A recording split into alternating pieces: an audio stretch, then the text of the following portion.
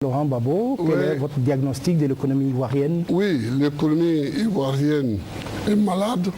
La dette intérieure qui est de 1555 milliards et la dette extérieure 5357 milliards. Comment apurer la dette qui constitue véritablement des obstacles au développement? Monsieur Laurent Gbagbo. Ah, c'est à moi que vous... Oui, mais sur la dette extérieure, j'ai déjà indiqué. J'ai déjà indiqué.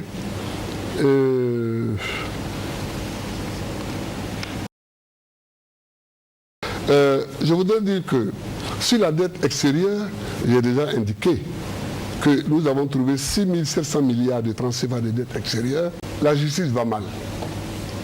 La justice n'est pas en bonne santé.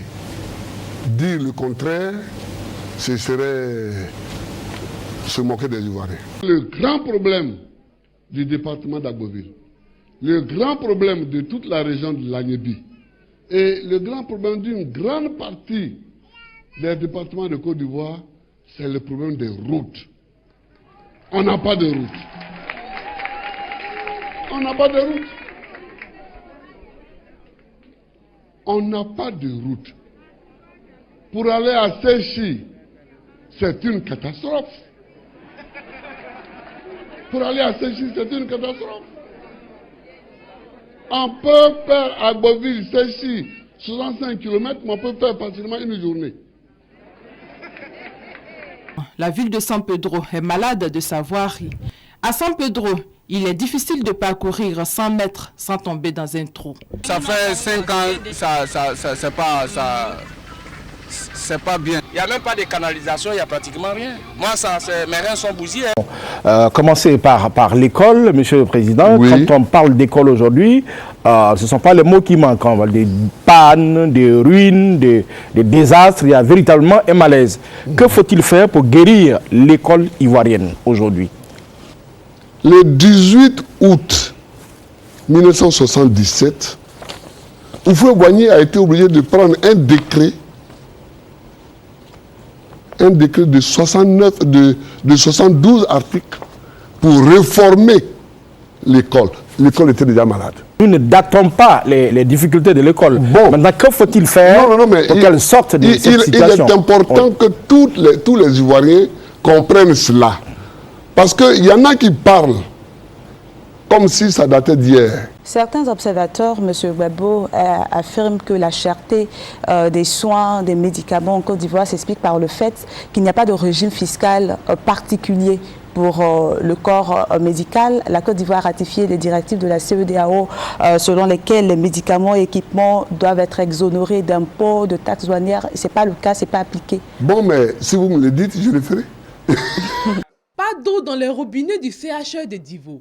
Pénible donc pour le personnel d'exercer au mieux son travail. Cette situation perdure depuis des années.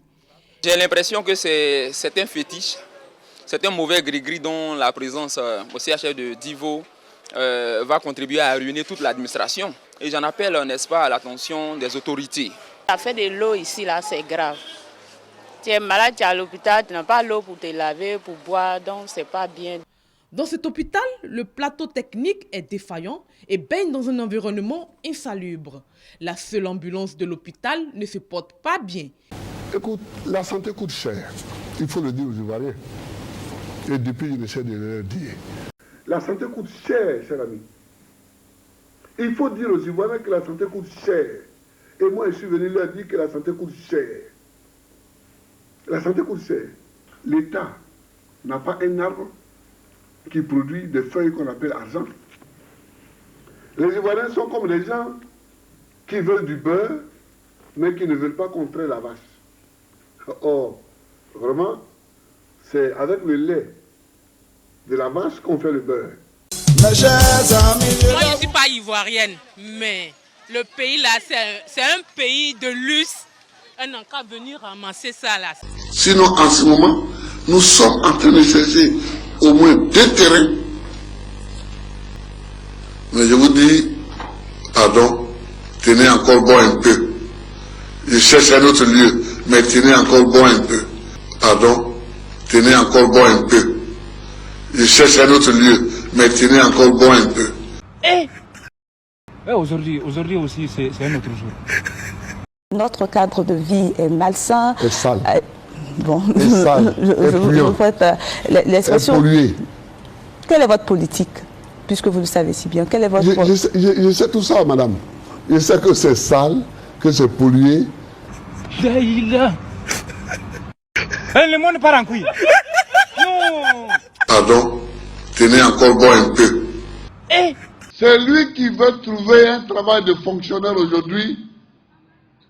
Il n'y en a plus. Même les fonctionnaires qui sont là, on va diminuer le nombre. Parce qu'il y a déjà trop de fonctionnaires. De toutes les façons, nous sommes 20 millions aujourd'hui. Le gouvernement ne peut pas embaucher 20 millions de personnes. Je veux bien aborder la crise du logement en Côte d'Ivoire. Comment comptez-vous faire pour qu'un grand nombre d'Ivoiriens ait accès aux constructions maison? La crise du logement, elle est générale.